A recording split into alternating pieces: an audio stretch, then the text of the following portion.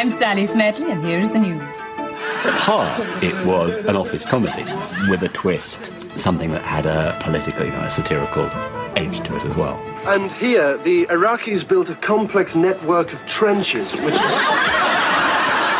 The references, even 15 years ago, still resonant today. It's extraordinary. Did you know Virginia Bottomley is an anagram for I'm an evil Tory bigot? 8 heroic failures trying to make it through the day. Without exception, they were all, to a greater or lesser degree, insane, or hopeless at their job, or perpetually drunk, or nymphomaniacal. Oh, shit. There's something about that whole thing. There's a slight sort of party feel to it, which I loved. Globelink home for the terminally incontinent. George there speaking. We had fun, and I think it showed. Is Mr. Scoop the news hound in his kennel? You bet. It completely changed my career and therefore my life. As simple as that. Good night.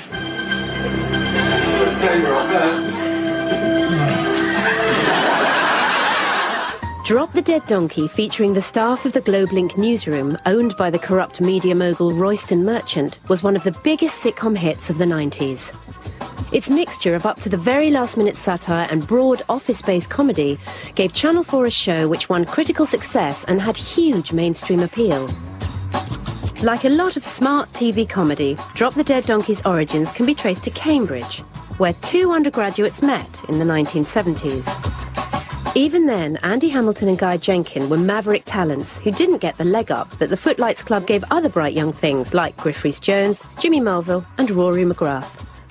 Andy and me both wrote for the Cambridge University Light Entertainment Society. That was sort of the less glamorous version of Footlights. I mean, basically it played to people, it played to lunatic asylums, old people's homes, prisons, basically audiences that couldn't get away. While Guy was doing porridge at college, Andy finished his degree and found that all roads from Oxbridge led to the BBC.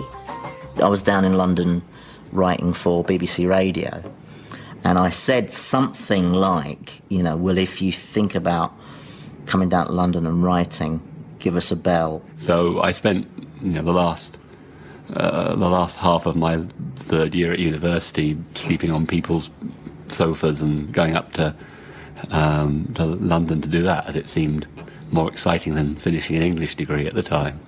It was almost like being back at uni again, as Andy and Guy turned out topical material for shows like Weekending, alongside old Cambridge buddies Mulville, Rhys-Jones, and the first man to jump the radio ship to television, John Lloyd.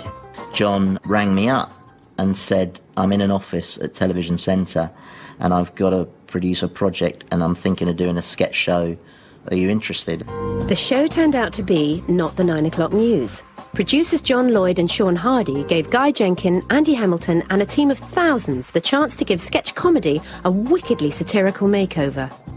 There were loads of things that I wrote for Not the 9 O'Clock News that I was surprised that they actually made. And there was one sketch that involved dolphins. It was around the time when everybody was saying in the US, the presidential election, there was no real choice. So the idea was that there was a third candidate who was a dolphin.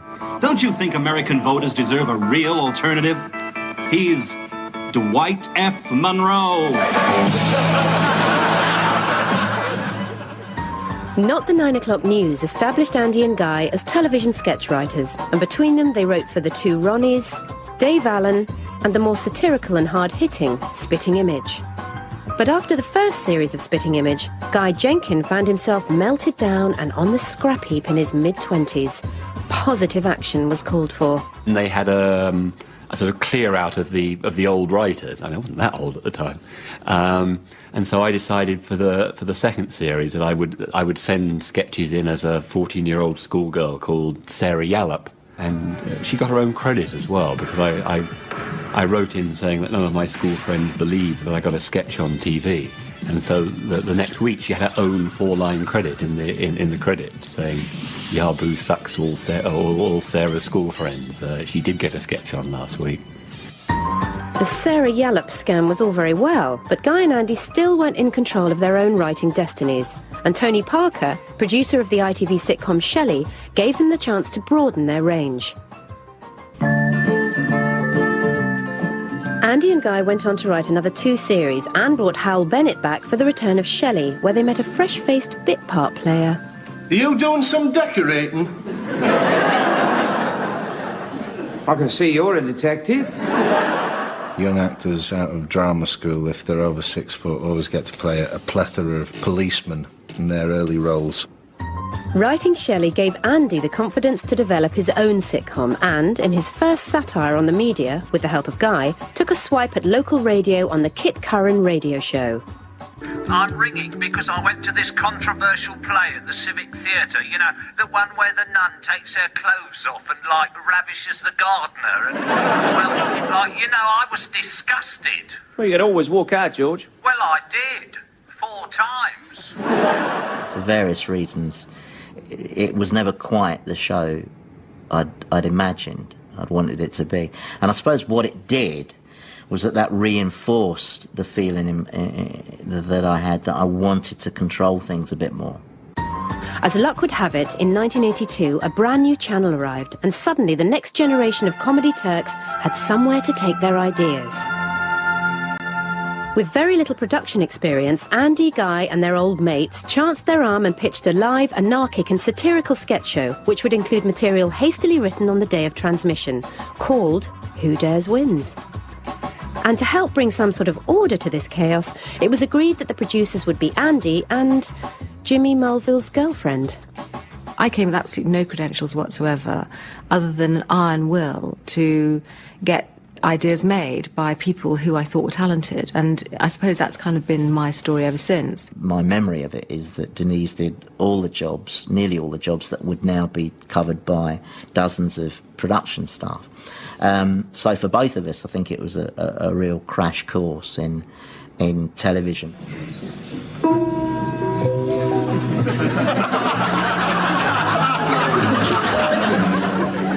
The freedom to be both topical and push the boundaries of bad taste gave the show a dangerous edge and played up to Channel 4's controversial reputation.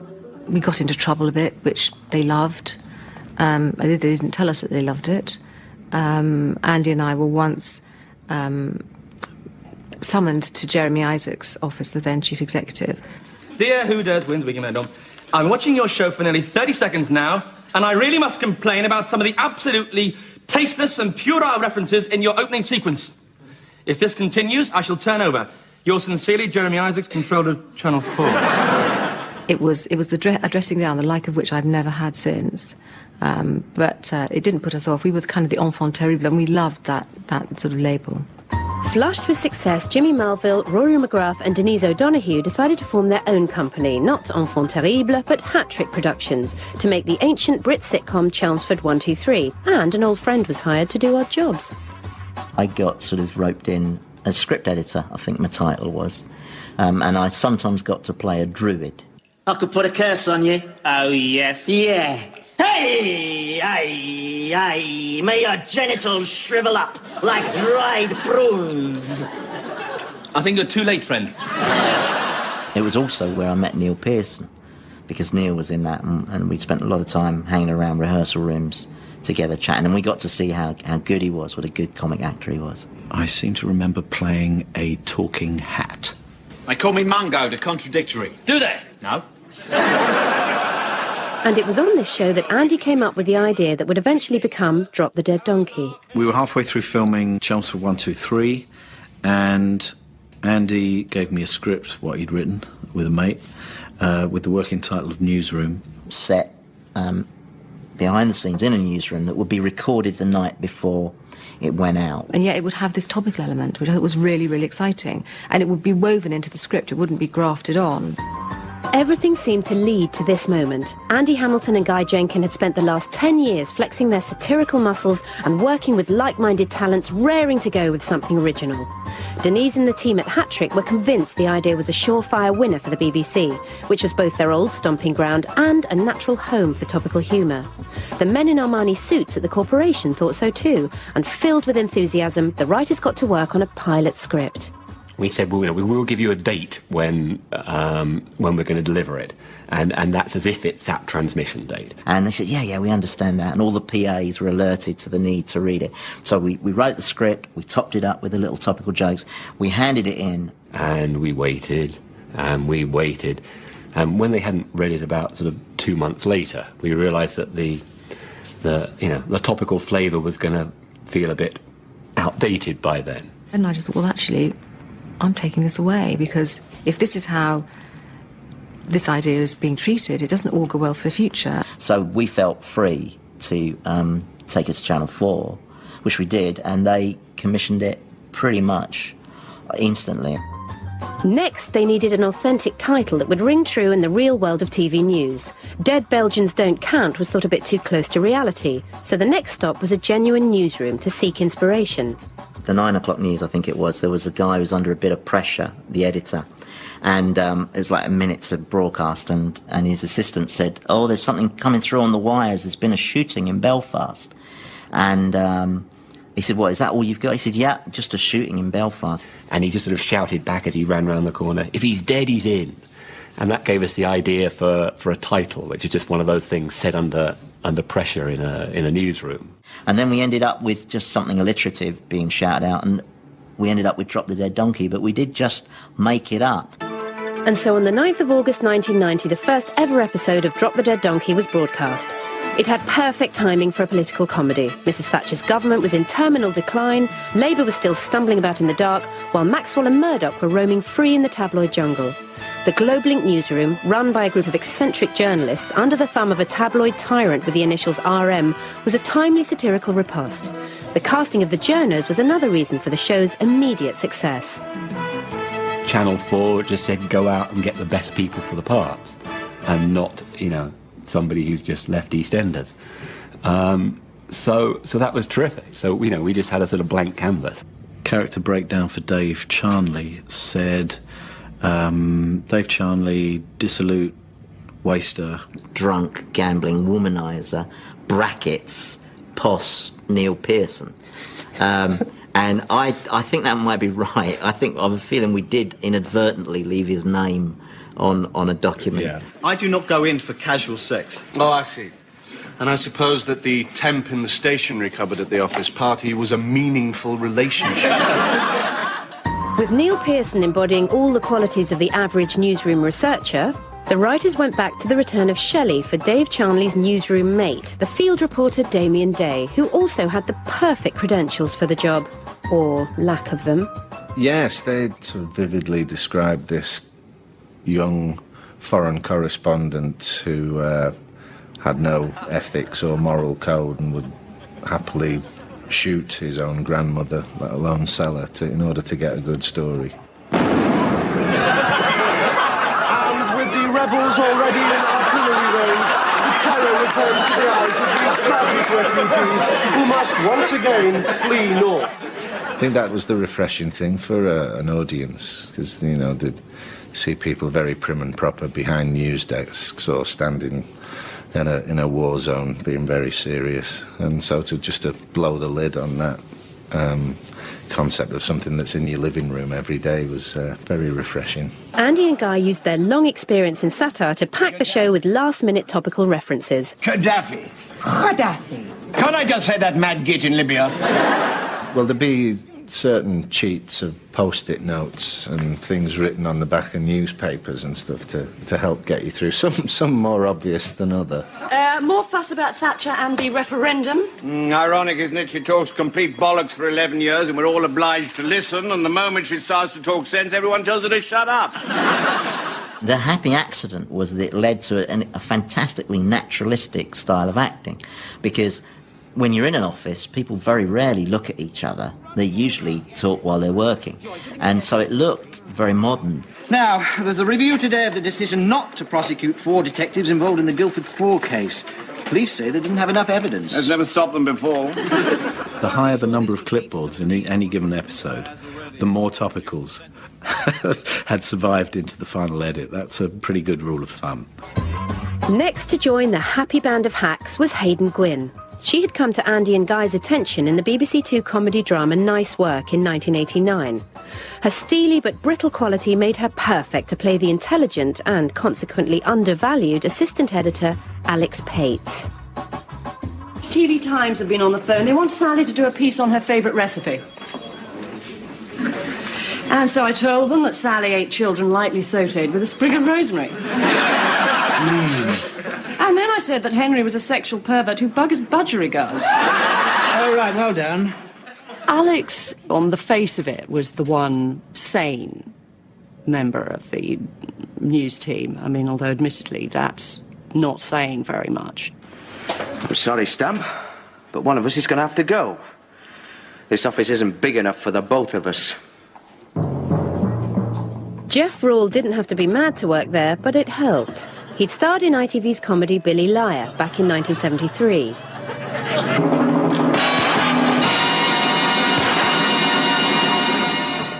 Andy and Guy could just remember, I think, me being in that show, because they're younger than myself. And they said, why haven't you done any sitcoms since then? And I said, because no one's ever asked me, which is true. And so Guy and Andy did ask him, and Jeff became George Dent, the deeply ineffectual editor of Globelink News.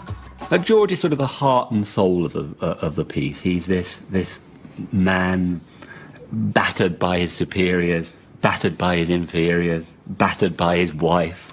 And then there's my mystery tummy trouble. They say it's all clear, but I don't feel right. And I'm overworked, which means I never get home, which means my wife is leaving me, which means my irritable bowel syndrome is starting up and I can feel a migraine coming on. Still, mustn't grumble. In contrast to Jeff Rawle, David Swift was by now a sitcom veteran, clocking up numerous appearances over the years in Bloomers, Going Straight and Rising Damp. I've mixed with the fashionable and the famous, and now I'm reduced to this. I think I've finally touched rock bottom, Rigsby. You haven't seen the basement. But it would be the role of Henry Davenport, the pompous news anchor of the Globelink team, that would really put him on the sitcom map. I'm not necessarily an easy man to work with. Henry? Henry? Yes, Henry, that is your name, isn't it? Oh, is it? I thought it was Grumpy. I thought I'd begin this evening's news. Good evening, this is the news read by Grumpy. And Dopey. Henry and Sally, the two newsreaders, were great fun to write for because they were this eternal catfight. Henry's sparring partner was played by Victoria Wicks, who'd worked before with Andy Hamilton in the black comedy Tickets for the Titanic. The part of Sally Smedley promised another turbulent journey.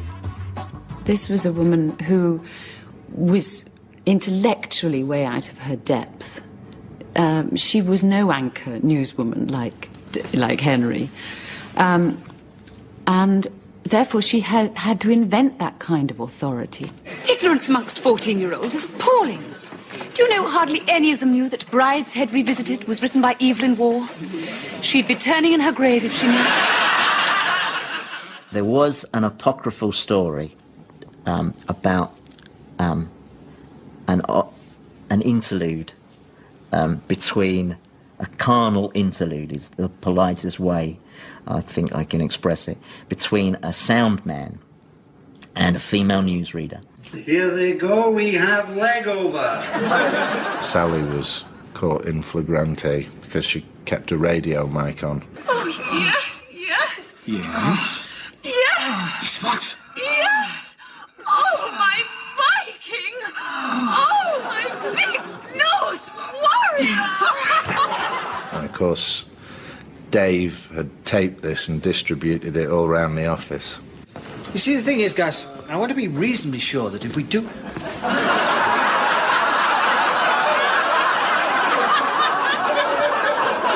we do run this material, I want to be absolutely sure. Will you two please take those silly hats off and come in here? We did borrow that storyline, although whether the story is true or not, I don't know.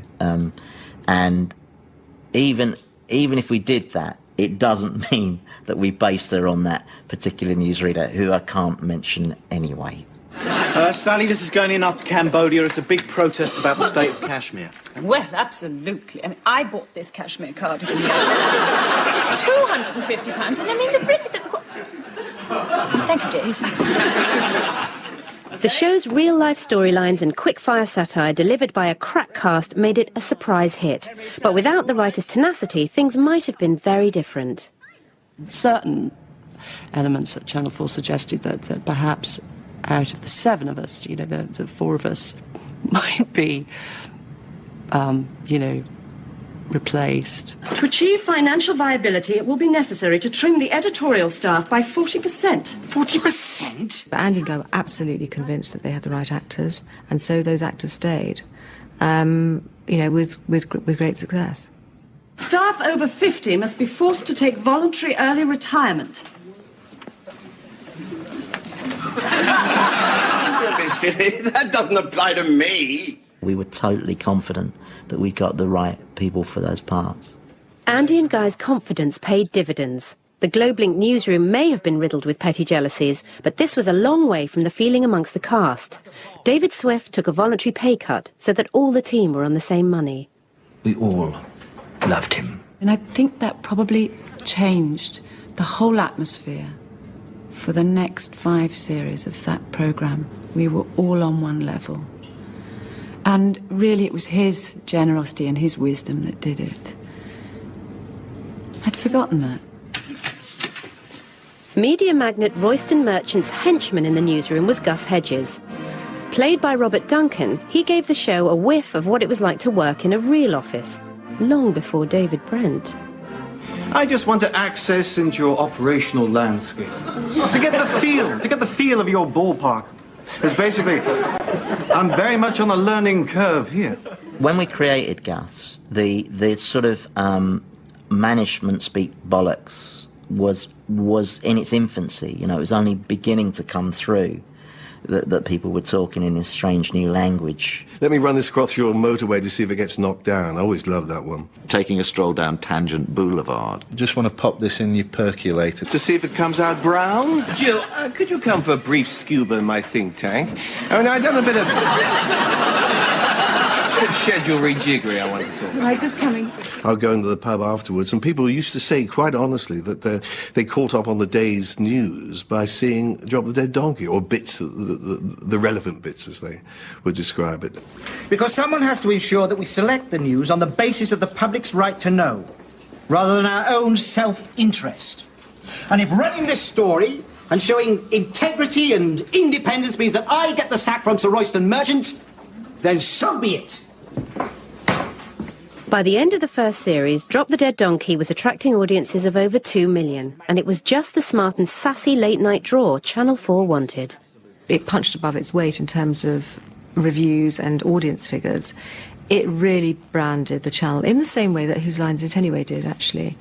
And that was fantastic recognition for, you know, the team of people that was behind the show. Much of the credit for the show's energy and visual inventiveness was due to the director Liddy Oldroyd. I remember saying to Andy and Guy, there's this girl that lives in my street.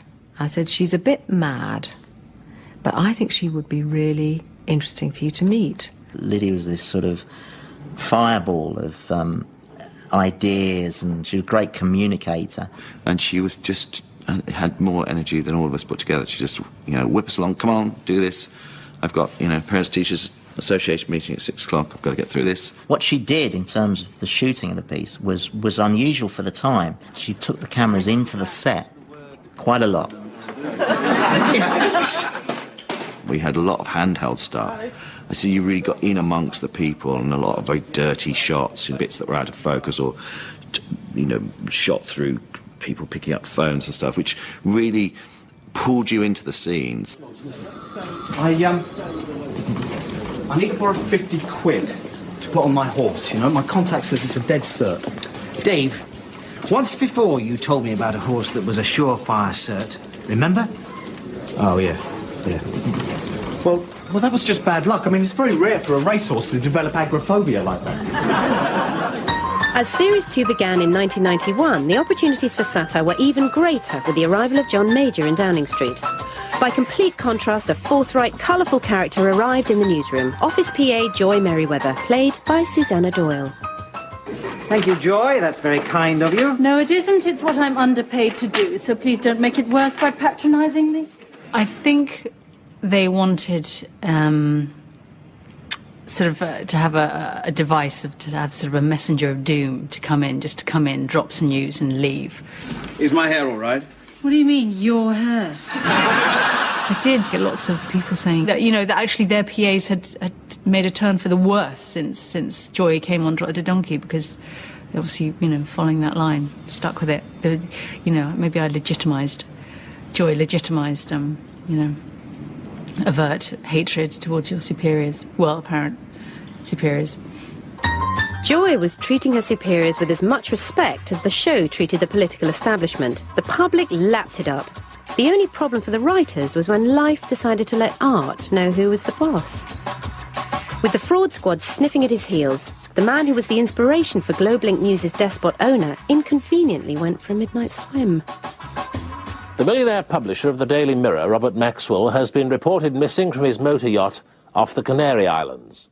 We got caught out by Robert Maxwell. That was very annoying, because he, very selfishly, in my book, fell off his boat just after we'd recorded a show, which meant pretty massive. In fact, he was a running joke in that show, wasn't he? Yes, and yeah. He created a lot of work for me and Guy, and I think if he'd known that was going to happen, it might have influenced him. The panel has decided the results of the most ridiculous explanation for Maxwell's death competition. In third place, Brian with... He was dragged over the side by mermaids working for Mossad. In second place, it is Alex with... He was whisked away in an inflatable boat driven by Elvis Presley, Lord Lucan, and Shergar. And the winner is the most ridiculous explanation for his death, Simon with... He had a heart attack and vaulted over a 3-foot rail into the sea. Accidents happened on set as well, and they too had to be hastily incorporated into the script. For some reason, Robert Duncan was holding this nozzle in the rehearsal room, and Neil Pearson threw an invisible baseball to him. Robert swang, the end of this nozzle shot off, smashed Neil straight in the lip, there. It cost me 2 teeth. I mean, they're still in my head, but they're dead. 2 teeth and 7 stitches in my upper lip. So we had to write it into the script. Still, not to worry. Take the stitches out next week. By the end of Series 2, the show had won 2 British Comedy Awards and an International Emmy. So when Hayden Gwynne suddenly decided to leave, it was the last thing the writers expected. I hadn't got as much experience, actually, as some of the others, in my age group, and I was very hungry to do lots of different things. With the departure of Hayden Gwynne, Andy and Guy lost not only a fine actress, but the only competent member of the newsroom. Replacing her was not going to be easy. The series took a more dramatic turn when they found Ingrid Lacey, who had starred in Jane Austen's Northanger Abbey. Andy and Guy persuaded her to leave the frilly bonnets behind and enter the newsroom as Helen Cooper. So she, in effect, acted as the straight man in the show, which was great for me because I used to get fabulous storylines. You're a lesbian. That's right. I had no idea. Well, obviously, I change out of my dungarees and shave off my beard before I come into work each morning. Helen's arrival coincided with the writers' decision to make the most of their characters' dysfunctional personal lives, in and out of the office. Because we knew it had a life beyond one series, I think the writers started developing storylines that crossed more than one episode, and sometimes more than one series. And so there was this ongoing will they, won't they relationship between Dave and Ingrid's character. This is the relationship that I've been yearning for all these years. Even when I'm out shagging some married woman, it's always you I really want. Dave falls in love with a lesbian. Another good move in his personal life. Whatever way the characters swung, the writers were always in control of their orientation. They were just incredibly demanding and really, really specific. Sometimes to the point where you would want to scream. They're ruthless with their writing. I mean, they edit and they cut and they don't hold on to things that aren't right. I think it's almost a sound. We used to end up having our biggest arguments about punctuation or words. yeah. It came down to the real minutiae. Be serious. Nonetheless, he wouldn't say nonetheless. It should be nevertheless. Yeah, that kind of thing. Yeah. If I might just interrupt, I have to say that is a load of absolute bollocks! Drop the Dead Donkey was a character-based comedy which collided head-on with political reality, and the real politicians clamoured to be part of it. It wasn't a nasty show. It showed politicians that they were prepared to, for once, not take themselves too seriously. How are you, Neil? Hello. Good to see you. Hard luck. I voted for you, mate. We must have lunch sometime. Yeah, sure. Yeah. I'll have smallpox. So, the smart ones got involved, thereby showing they were game for a laugh, that they were human. Good thing to do. I mean, we didn't ask them to do anything too embarrassing, or that had to be slightly outside their normal comfort zone. Otherwise, what's the point of having them on? We wanted to be playful with them. And certain politicians will allow you to do that. The thing about Neil Kinnaman, he really went for it. You know, he was used to play rugby and he got stuck in.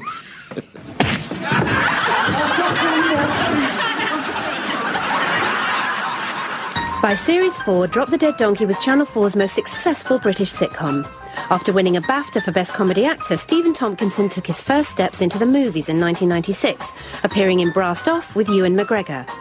But his profile skyrocketed when he laid aside Damien's flak jacket and put on the robes of lovable Father Peter Clifford in the Sunday night God rom-com Ballykiss Angel. Where am I, Assumpta? The Twilight Zone? No, Father. You're just out of your depth. Neil Pearson was already making a lot of noise in the gritty BBC drama Between the Lines.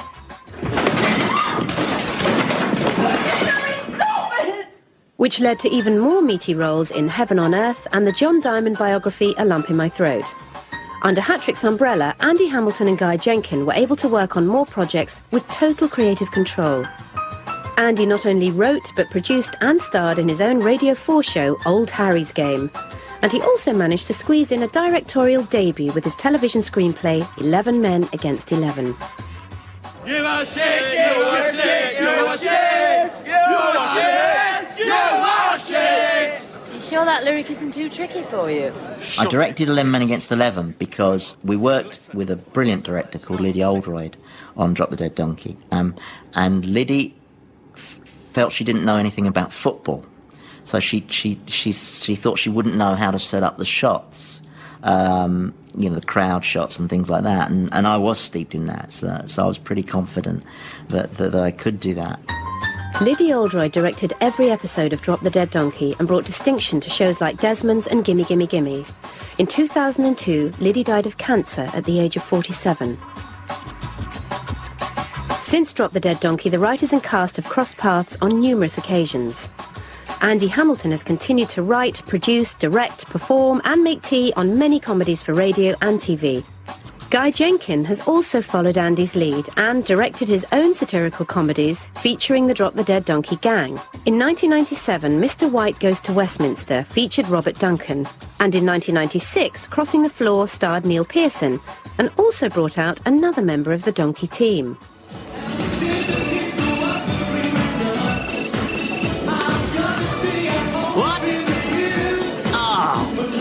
Jesus. Very fetching Andy was in those. I just, wanted to expand his fashion horizons a bit. Yeah. Thanks, Guy. By the end of Series 4, the gang were already involved in new projects, but they still produced another 2 series of Drop the Dead Donkey. Writers Ian Brown, Malcolm Williamson and Nick Revell brought fresh legs to the team. But in 1998, with Tony Blair's new Labour government ushering in what seemed then to be a less cynical era, Guy and Andy decided Series 6 would be their last. I'm quite proud to say that we did call it a day after 6 series, which was 60-odd shows, I think, and that decision was mine and Guy's. We certainly went out with a bang. The last series was sensational, I thought, and everyone had wonderful endings. I'm searching, though I don't succeed. So what did happen to the staff of Globelink News? Well, Helen found herself delivering sandwiches to Henry and Dave, who wound up in the graveyard slot on a local radio station. That's all we've got time for. This is Henry Davenport saying cheerio and sleep well tonight, unless you're Jeffrey Archer, in which case may you sleep very badly and wake up with hemorrhoids the size of watermelons. David Swift went into the family business, starring alongside real-life brother Clive in Born and Bred. We have no secrets, little brother. We are family. After all, sadly, however, it seems that Uncle Alfred's money will be coming solely to me. True to form, George Dent's exit was as ineffectual as ever. I think I got more stick than any political joke ever on Drop the Dead Donkey for not giving George a happy ending. And it just didn't feel right for him somehow. And so, instead of choosing a new life in Australia, George chose to stay pushing his hateful wife Margaret around for all eternity. Let's go home.